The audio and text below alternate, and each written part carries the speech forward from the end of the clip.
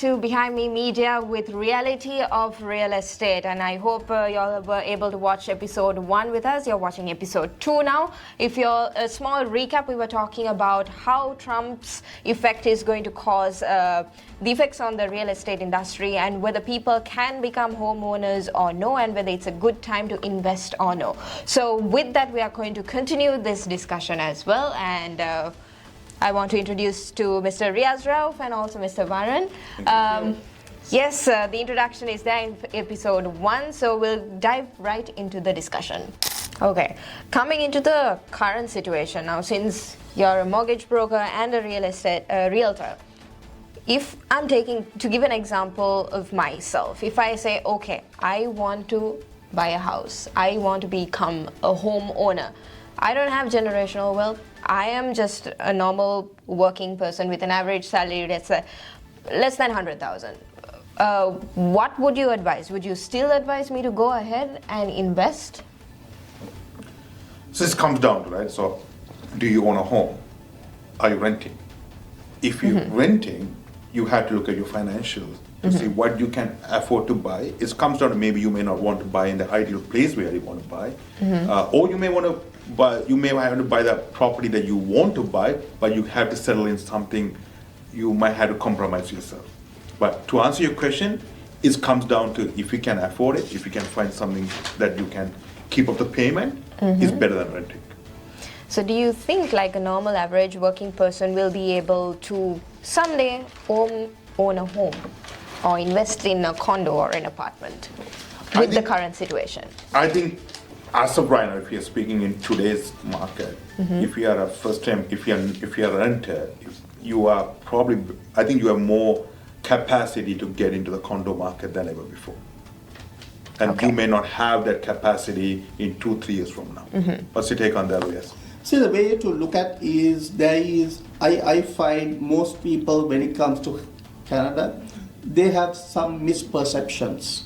They want to buy a house. Say for example, when I want to buy a house, I want to buy a dream home. Right away. Right away. That's not going to take you much further. And it's going to frustrate you and put your dreams backwards.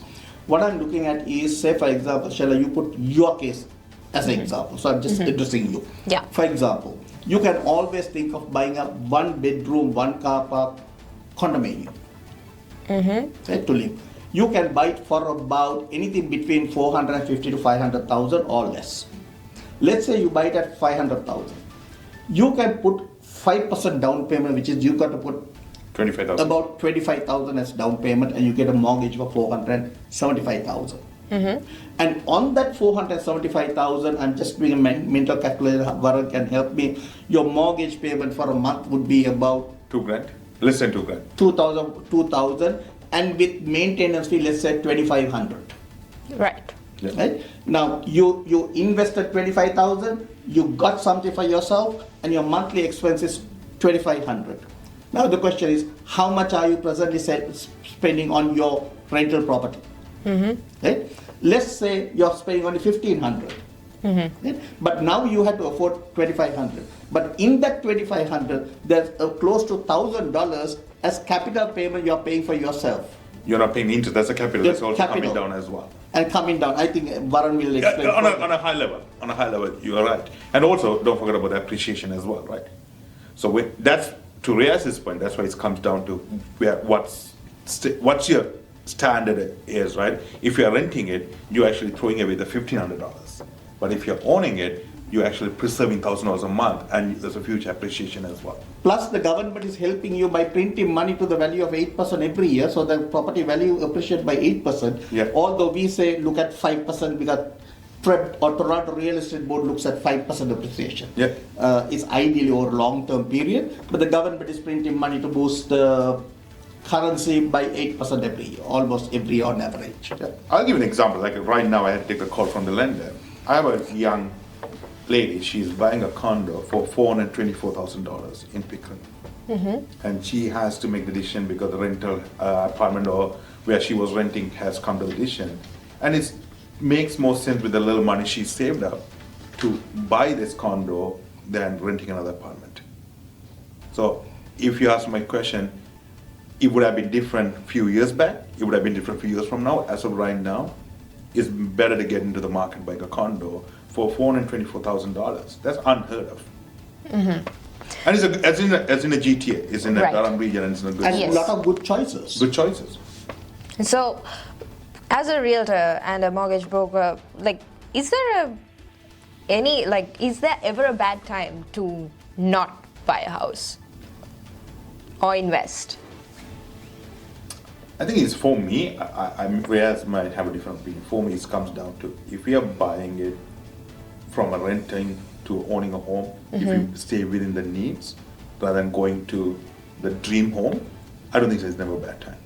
I have seen families fall apart because they, as Reyes mentioned, they go to the dream home. They skip the time in between. Like, for example, like instead of you buying a condo, you say, you know what, I want a single car garage. Then you're going to get yourself into trouble. Actually, you're going to go backwards. I have seen families go backwards. So you need to really understand where you stand financially. Is this affordable in the long term? And if we can sustain that for 5 years, go for it. Don't look at the short term. Okay, I can keep up the payment for 1 year. Understood. So Sheryl, I look at it this way. One, if you are an investor who's buying it, Yeah. that's a total different thing to look at. Where there are for an investor's objective is highest ROI. Yeah. Whether it comes to real estate, whether it's holding on to gold, holding on to something else, that's up to him. It depends, varies from time to time, and how much of write-offs he has from other incomes also. A lot of this comes into play. Let's talk of individual who is buying a home. A home is a necessity. Yeah. He needs a home. So it doesn't matter when he buys, he needs a home. The question is, it's not when not to buy. To me, the answer is when to buy. The reason, the way I look at it, an individual should buy a home if that person comfortably can pay the mortgage for at least 3 years. As far as you are confident, your job, your security, your everything in lifestyle, everything, Your savings. your savings helps you to maintain a house for 3 years. Because you don't want to go into a situation in the first year the economy is bad, the house prices drop, the second year is good, you never know. You're going to get hit with one bad year anyways. So you never know whether it's in the first year or the third year. Ideal 5 years, but I'd say minimum 3 years. If you can hold on, go for it. If you can afford to, go for it. Okay. Now coming back to again foreign investors. Now are foreign investors, still finding loopholes to buy properties in the GTA despite the foreign buyer tax, while locals are, priced out? I think Israeli has stringent. But I think to a loophole job where probably you're referring they buy it on the family members' names. There are some people that can get away, but I think on a high scale compared to 5 years back or 10 years back, it has been cut down a lot. I think the foreign buyers even banks has tightened the policies in terms of what they can qualify. Yes, to answer your question, if there are a loophole, yeah, some people are using the loopholes, but it has been very stringent, especially with the anti-money laundering, how you can bring the money to the country, that has been stringent. That has been extremely difficult right now. And in terms of qualifying the banks as programs to get the foreign buyers to get into the housing market, they have eliminated a lot of the programs. So to answer your question, it has been tightened way harder than few years back or 5 years back. Right. Ms. Yeah, Reyes? by memory, I think when I did some reading some time ago, it's about a year ago, I found that it's close to 7% of the home owners or property owners in Toronto are foreigners. Yeah. But these are people who bought before the foreign buyer tax came into effect. So that was 4 years ago. That's exactly the point that I said. In 3 months, the prices went up because they knew in that budget they're going to make an announcement that foreigners are not allowed to buy. So they paid any amount to buy. So they are home owners here. So that's how they drive that price up by 300,000 in 3 months. Yeah. At the moment, I don't see, because even in our trade and practices, we don't see foreigners at all. But there are certain loopholes such as this. Now, for example, a foreigner cannot buy a residence, but a foreigner can buy a recreational property which is a cottage. There is no. A foreigner can buy a commercial property. a multi-unit property a foreigner can buy. Those are happening because those are not competing. The competition in residential, individual, single home residences, I would say it's not happening, but there are other ways where if the child is studying here, if the child is if he had been here for certain years, there are certain exceptions which I'm not too familiar with to publicly say that I'm comfortable in saying it, but what I know is it's next to nothing at this point in time. Okay. Now, when considering again with the rising taxes and the economic uncertainty, how are lenders and banks handling this risk at the moment? It's a great question. I think it's very similar to what we went through during the COVID time as well. So they are monitoring the specific industry extremely careful. As I said, the most important is the automotive industry. That's the one that's going to hit the biggest with the tariff going on. So they're doing a little bit of a due diligence. Like, it's nothing been all finalized yet, but they're working on having some parameters to make sure they have a right system in place to make sure they're doing the right verification to mitigate the risk. All right. So the other question is, now a lot of Canadians, like the people who don't have this generational wealth or any support from anyone else, they believe like, okay, some hope is being lost. Banks are also, I believe they must be thinking like, yes, individuals like this will not be able to afford houses, but still there are hopeful people who are approaching saying that, no, I want to give it a try. Yeah. So in this situation, do banks or do mortgage brokers still advise people, yes, go ahead? It comes down to personal affordability. I think it's just go back to, I think as a mortgage agent and as a realtor, we want to make sure we guide the client through the right direction. We want to make sure we understand the client's needs, and if they, as Rhea said, if you have a down payment, if you can comfortably afford your mortgage for the 3 years, and you have a stable job and you are not too worried about it, you have a little bit of a savings if you run into some family emergency or health issues, go for it. Yeah. But it comes down, I think where the bad advice comes is making an unqualified borrower into a qualified borrower. Yeah, that's right. So as a consumer, you also need to understand what you can qualify, what you can afford. Yes, true. And Mr. Riaz, like, what is the initial investment or the capital that you need to have in hand before even thinking, yes, I am able to afford, become a homeowner? Yeah. So can I just touch on what Varun Yes, said of also, course. something Yeah. very important, right? You asked how the banks are looking at it. Right? One of the things that I always say is when a homeowner or especially an investor, let's say home investor who have bought multiple properties, when somebody asks him, what is the most valuable asset in your portfolio? I wish he says, it's my realtor or it's my mortgage broker. Because all those assets are made possible, yes, with his money, but the advice and guidance that is responsibly given by the realtor and the mortgage broker. These are because there is a myth in the community or the society that says you go to a realtor, he sells at any time of the year. Now, me and my son, we were not selling, we were telling people don't buy for the last 18 months. Don't buy, don't sell. You're losing either way. That was up to about 3 months ago. So we give them guidance. Now, one of the interesting things is how people are preparing themselves to a down market. If things go bad, if there's a recession, how do we? We have a client, of course, now I remember the name. We are not going to mention the name. Varun did the mortgage. It was our client. Client's salary is over 190,000 a year. The client can buy more than $1 million home, but he bought a semi-detached home in Ajax for 800,000+.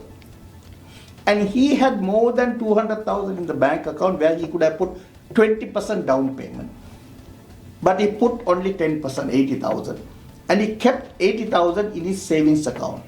His argument was, in the event if I lose my job, I can pay the mortgage of $2,900 a month for almost 3 years with the money that I have in my savings account. And if the economy turns good, better than today, I can use that 80,000 to buy something more. One way of looking at it. Right. Recently, we had a couple who came to us who had a good salary of about 10 grand a month, and they said we are qualified to buy for 900,000. So we proposed them to buy something for about 750. There's why, when we can afford to buy for 900,000, why buy for 750,000? First question was, when you are young, what would you do when you get into this house? They said, we want to bring up a family. The moment you have a baby, your salary from 10,000 comes down to 7,000 Yeah. because you are going on mat leave. We are able to advise you. Our job is, mine and Varun, is to look at your lifestyle and advise and guide you where you want to be. You want to be a homeowner, you can become a homeowner tomorrow, day after, or next year, or 5 years' time. But don't do the wrong thing and get stuck just because you don't realize the road that others have gone and got stuck. Stability is important. Stability is important. Yeah.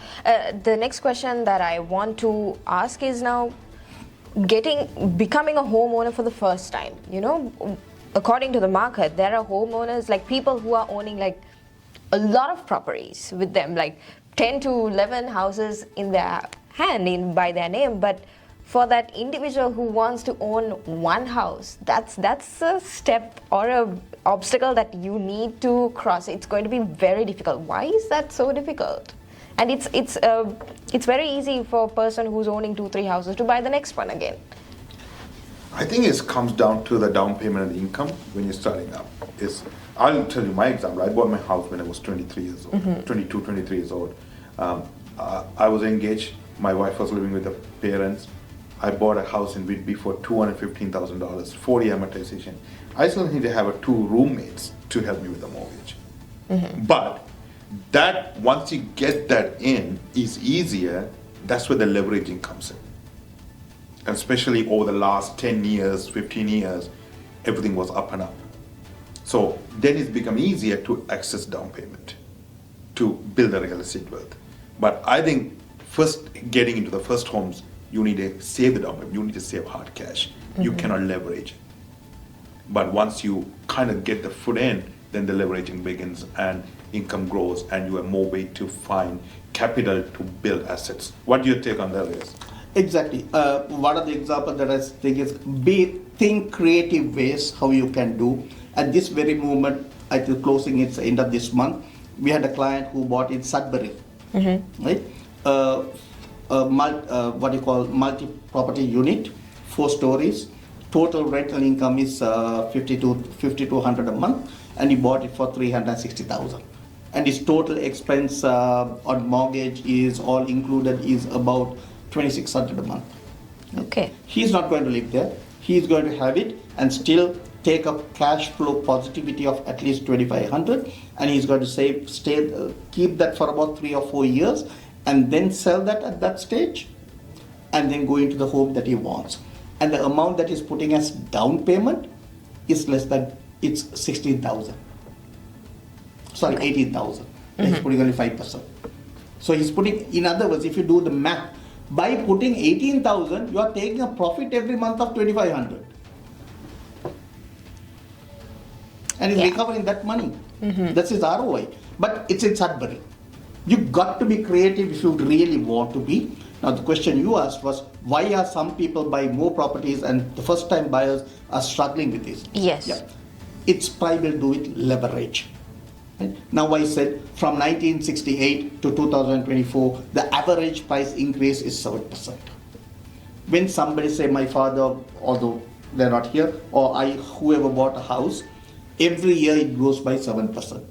But you have put only 20%, you took 80% from the bank. So this is leverage 5 times. Your ROI is 7 into 5, which is 31% leveraging your return, right? Whereas your money devaluation is 8%, you are still gaining 26%. Right? This equity is allowing him to give son or daughter saying, you know what, I bought 5 years ago for 1 million, today the value is 1.4 million, I can get a line of credit for up to 300,000. Here, I'll give you 200,000, go and buy the property and you pay me the rent money for this. It's generational wealth that is building, and it's becoming extremely difficult for the hard-working person who makes about 80,000 or 100,000 a year trying to save up, because the moment you start, even if you save 2,000 a year, you can save only about 24,000 a year. By the time it comes, your property prices have gone up at least by another 5%. I think that is the reason to how to get in because of you have to really, with the cost of living has gone up, hard saving. Once you get the property in, appreciation kicks in, the leveraging kicks in as well. So are you telling it's almost impossible for a person who's learning less than 100,000 for a year to become a homeowner right now? No, it's not absolutely possible, but you have to be very creative. Speak to your mortgage broker, speak to your realtor, get advice, look at many angles, many ways of getting into it. How do you get into it? Because you want to, first thing you got to do is you got to get onto the road of highway. Right? First see whether you can sustain your mortgage for 3 years if you get it. If you can, get into it.